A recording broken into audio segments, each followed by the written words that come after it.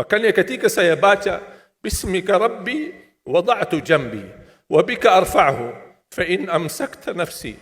Ya Allah, kalau memang nyawahku malam ini dipertahankan, rahmatilah ya Allah. Karena prosesnya panjang. Ketika Uthman bin Affan disebutkan surga dan neraka, tidak pernah nangis. Tapi ketika dibahas kuburan, 3 malam tidak bisa. Baca salah satu doa. Mungkin Bapak Ibu jamaah sekalian pasti hafal. Doa tidur. Dan doa bangun tidur. Doa tidur, Bismikallahumma amutu wa ahya. Ada banyak berbagai macam riwayat. Tapi singkatannya Bismikallahumma amutu wa ahya. Kemudian doa bangun tidur, Alhamdulillah alladhi ahyana ba'da ma amatana wa ilaihin nusyur. Yang membuat saya penasaran, kenapa di judul doa namanya doa bangun tidur, doa tidur, tapi di dalam doa tidak ada istilah bangun tidur. Justru yang ada hidup dan mati. Membuat saya berfikir, apa maksudnya Bismikallahumma? Seharusnya Bismikallahumma tidur dan bangun. Alhamdulillah yang telah membangunkan sesudah tidur. Kenapa ada hidup dan mati? Ingin saya mencari tahu, sampai saya menemukan sebuah hadis yang sahih. Alhamdulillahilladzi radda ilayya ruhi wa afani fi jasadi wa adhina li bi dhikri. Ini menjadi doa yang kedua, doa bangun tidur. Ketika saya baca, Alhamdulillah yang telah kembalikan ruhku, berarti ruh kita di mana saat tidur? Wa afiyat di jasadku, dan diizinkan untuk bisa mengingat Allah Subhanahu wa taala. Membuat saya tambah penasaran, kenapa di saat tidur Allah sebutkan kata hidup dan mati, bukan kata bangun dan tidur. Membuat saya jari dan gali tahu, mencari tahu, tidak menemukan hadis-hadis yang bisa menjawab penasaran saya. Subhanallah, ketika saya membaca Al-Quran, seperti biasa baca, setiap hari baca, meniatkan waktu, kadang 1 juz, kadang 2 juz, pas sampai saya di surah Az-Zumar. Surah 39 ayat 42. Allahu yatawaffal anfusa hina mautiha wallati lam tamut fi manamiha fayumsiku allati qada 'alayha al-maut wa yursilu al-ukhra ila ajalin musamma inna fi dhalika laayatin liqaumin yatafakkarun. Saya langsung sujud syukur. Saya berkata, itulah jawabannya. Allahu yatawaffal anfusa. 2 kali Allah memegang nyawa kita. 1 saat kita meninggal dunia. 2 saat kita tidur belum meninggal dunia. Allahu yatawaffal anfusa hina mautiha, ketika tidur mati, sudah meninggal dunia. Nyawa kita dimegang oleh Allah Subhanahu wa taala. Allahu yatawaffal anfusa hina mautiha wallati lam tamut fi manamiha, dan Allah memegang nyawa seorang ketika dia tidur tapi belum mati. Kalau soal sudah dimegang nyawanya ketika mati sudah selesai. Tapi Allah jelaskan lebih detail lagi, persoalan megang nyawa seorang ketika tidur belum mati. Fayumsiku allati qada 'alaiha al-maut. Allah Subhanahu wa taala menahan nyawa yang sudah ditetapkan oleh Allah kematiannya. Makanya ada orang ketika bangun subuh sudah meninggal dunia. Ternyata dia termasuk fayumsiku allati qada 'alaiha al-maut. Wa yursilu al-ukhra, tahap yang kedua. Wa yursilul ukhra ila ajalin musamma, yang belum ditetapkan kematian, Allah kembalikan nyawanya untuk di waktu yang ditentukan dan ditetapkan oleh Allah Subhanahu wa taala. Itu beristiwa setiap malam Bapak Ibu. Dimegang nyawa kita dan dilepas. Bisa jadi ketika dimegang dipertahankan, tidak dilepas. Ini beristiwa menghadapi proses kematian setiap malam ketika tidur. Inna fi dzalika laayatil liqaumin yatafakkarun. Mana orang yang berfikir, itu tanda kebesaran Allah bagi kaum yang berfikir. Ketika saya baca buku-buku doa, ternyata saya menemukan doa yang hampir sama mentakwilkan ayat ini, tapi menjadi bentuk sebuah doa yang cukup panjang tapi sangat indah, apalagi kalau bisa kita menikmati dan menghayati isinya. Menjadi salah satu doa tidur. Tadi doa tidur ada 1 kan, Bismikallahumma amutu wa ahya. Doa bangun tidur ada 2. Alhamdulillahilladzi ahyana ba'da ma amatana wa ilaihin nusyur. Itu umum. Ada 1 lagi, Alhamdulillahilladzi radda ilayya ruhi wa afani fi jasadi wa adhina li bi dhikri. Terus saya menemukan doa, ternyata doa tidur ada 2. Selain Bismikallahumma amutu wa ahya, ada Bismika Rabbi wada'tu jambi. Dengan namamu ya Allah aku berbaring. Wa bika arfa'hu, dengan namamu aku angkat. Fa in amsakta nafsi, ya Allah, kalau nyawaku dibertahankan malam ini, farhamha, rahmatilah ya Allah. Wa in arsaltaha fahfadha, kalau dilepaskan nyawaku, jagalah diriku sebagaimana terjaga dirinya hamba-hamba yang salih. Ketika saya baca dan setiap malam bisa merasakan Bismika Rabbi wada'tu jambi wa bika arfa'hu fa in amsakta nafsi farhamha. Ketika saya baca fa in amsakta nafsi farhamha, saya bisa merasakan ketika Allah wafatkan saya malam itu. Dan saya sangat memohon rahmatilah aku ya Allah.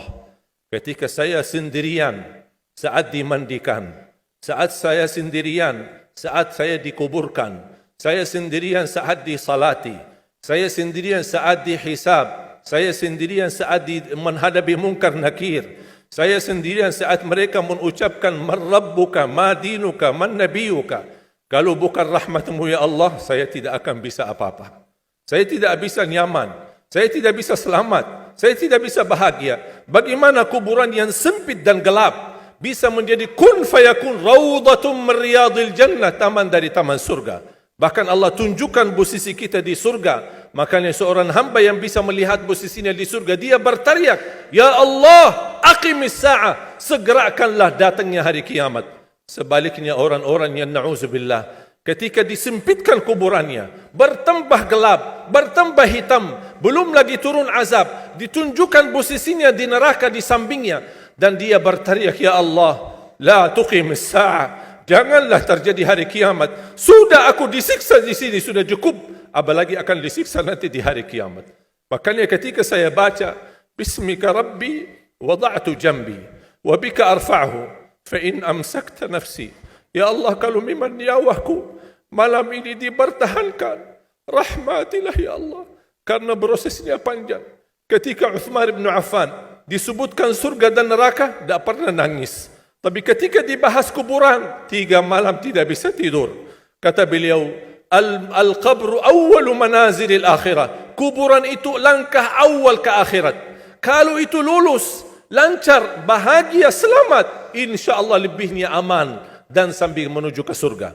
Tapi kalau kuburannya menderita, menjadi tersiksa, menjadi pahit dan tidak bisa nyaman, tidak akan bisa nyaman lebihnya dan selanjutnya. Na'udzubillah min zalik. Wa in arsaltaha, ya Allah, kalau memang kami di malam ini masih ditetapkan, masih punya umur dan dilepaskan nyawa kami, kami masih diizinkan untuk beraktivitas dan beribadah, mendekatkan diri kami kepadamu ya Allah. Kita ingat, fahfadha, jagalah dirimu, karena kami takut juga mengulangi dosa. Kami takut lagi mengulangi kesalahan. Kami takut menjadi orang yang suka selalu masbuk atau ketiduran dari salat. Kami suka terlalu banyak kelemahan dan kebodohan kami. Kami tidak mau ya Allah. Jagalah diri kami sebagaimana terjaga dirinya hamba-hamba yang salih. Wallahi jamaah sekalian, saya usulkan kalau bisa hafal doa ini, karena sangat indah. Hayati maknanya, dalami isinya, agar kita tidur dan kita merasakan tergantung diri kita dengan rahmat Allah subhanahu wa ta'ala. Kalau memang mati malam itu, kita insya Allah dirahmati Allah. Kalau kita masih punya umur, mudah-mudahan kita terjaga untuk bisa menjadi sebagaimana hamba-hamba yang salih. Jamaah sekalian, kematian itu jauh lebih dekat daripada titik nafas kita setiap hari. Bahagialah seorang yang bisa sisahkan amalannya, yang bisa membuka buku amalannya walaupun dia mati, tapi terus disalurkan pahala, sedekah jariahnya tidak terputus. Sepengalaman saya, dan saya belajar, tidak pernah saya menemukan amalan sehebat untuk mendukung dan mewakaf Al-Quran. Al-Quran untuk dibelajari, Al-Quran untuk dihafal. Saya memiliki harapan yang sangat tinggi. InsyaAllah Indonesia, sepanjang apapun kegelapan, sepanjang apapun kegelapan kezaliman, sepanjang apapun kehilangan keadilan, insya Allah akan datang satu saat terbitnya matahari adil. Dan insya Allah Indonesia akan menjadi negara Al-Quran. Saya bisa meyakinkan gitu karena saya telah merasakan bagaimana di Turki. Turki negara sekuler yang ratusan tahun serangi Islam, ratusan tahun menabaikan Islam. Tidak boleh kumandangkan azan dalam bahasa Arab, tidak boleh ada rumah tahfiz, tidak boleh ada pesantren, tidak boleh belajar agama, tidak diberikan anak-anak kita bisa belajar dengan sendirinya Al-Quran. Semuanya dilarang dengan keras, bahkan terancam orang-orang yang melanggar aturan itu.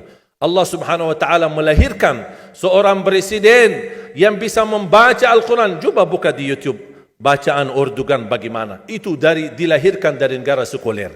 Saya bisa meyakinkan insya Allah 1 juta menghafal Al-Quran.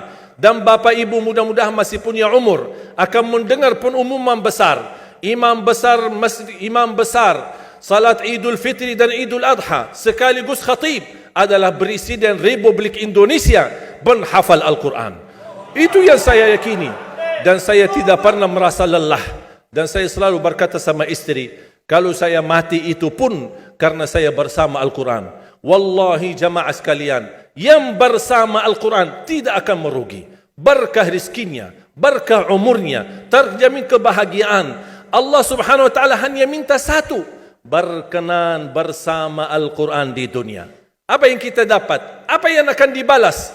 Akan Al-Quran temani kita di dunia, akan temani kita saat sakratul maut, akan temani kita di kuburan membela kita, akan menemani kita saat kita dibangkit oleh Allah, akan menemani kita saat hisab, akan menemani kita saat berjalan di atas sirat yang sangat tipis dan panjang, bahkan tajam jalanannya. Begitu sampai ke surga, apakah Al-Quran melepas? Tidak akan melepas.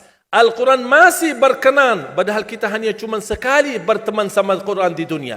Dia begitu luar biasa panjangnya bertemanan sama kita sampai ke surga. Bahkan akan temani kita masuk surga. Sebagaimana bersabda Rasulullah SAW, yuqalu liqari'il Quran, ahlul Quran di dunia yang kesibukannya baca, kesibukannya hafal, tidak membuangkan waktu sia-sia, selalu bersama Al-Quran.